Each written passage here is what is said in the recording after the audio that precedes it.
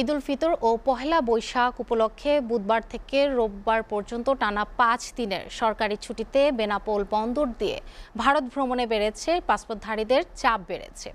চিকিৎসা, ব্যবসা, দর্শনীয় স্থান ভ্রমণ ও স্বজনদের সঙ্গে ঈদ করতে কেউ কেউ যাচ্ছে ভারতে, আবার অনেকে আসছে বাংলাদেশে। তবে এই যাতায়াতের ক্ষেত্রে কাঙ্ক্ষিত সেবা না পেয়ে ক্ষোভ প্রকাশ করেছেন পাসপোর্ট যাত্রীরা। এবার ঈদ উল ফিতর ও পহেলা বৈশাখ উপলক্ষে 10 এপ্রিল থেকে 14 এপ্রিল পর্যন্ত টানা ছুটি ঘোষণা করেছে সরকার। বেসরকারি অনেক প্রতিষ্ঠানও সরকারি ছুটির সঙ্গে তাল মিলিয়ে বন্ধ রেখেছে।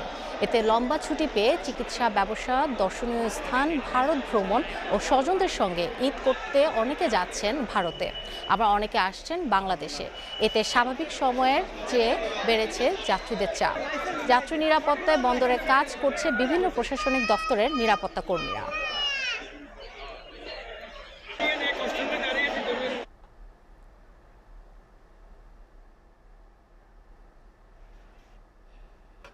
এই বিষয়ে আরো বিস্তারিত জানাতে বেনাপোল থেকে সরাসরি যুক্ত হচ্ছেন সহকর্মী শেখ নাসির উদ্দিন।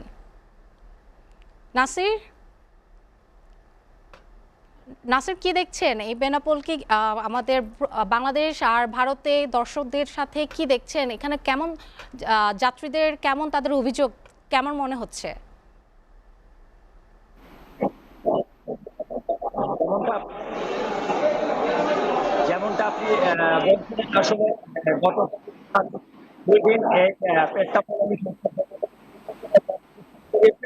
ইমিগ্রেশন ক্ষেত্রে যেটা জানতে পেরেছি, ইমিগ্রেশন অফিস শফিক আহমেদ তিনি আমাকে যেমনটা জানিয়েছেন, আসলে 2 দিনে 10,000-এর অধিক 11,000-এর কাছাকাছি যাত্রী বেনাপোল থেকে পেট্টাপোল অংশে ভারতে যাচ্ছে। তবে ভারতের ইমিগ্রেশনের অব্যবস্থাপনার কারণেই যাত্রী নমাজল্যান্ডে আসলে যাত্রীরা কষ্ট পাচ্ছে, যেটা যাত্রী এবং ইমিগ্রেশন সূত্রে জানতে পেরেছি। ইমিগ্রেশন পেট্টাপোল অংশের যে ইমিগ্রেশন 14টা ডেস্ক, আসলে 14টা ডেস্কেই তারা সবসময় কাজ করে না।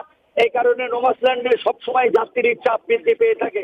এখানে গরম, রোদ, বৃষ্টিতে আসলে যাত্রীরা অনেক কষ্ট পায়।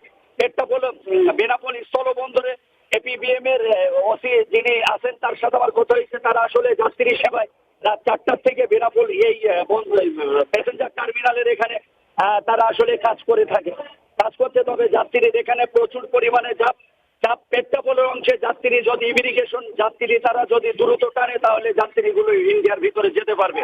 অর্থাৎ বাংলাদেশ থেকে ভারতে এক একজন যাত্রী যেতে 5 থেকে 6 ঘন্টা করে সময় লাগছে। এই ছিল বেনাপোল স্থলবন্দর থেকে।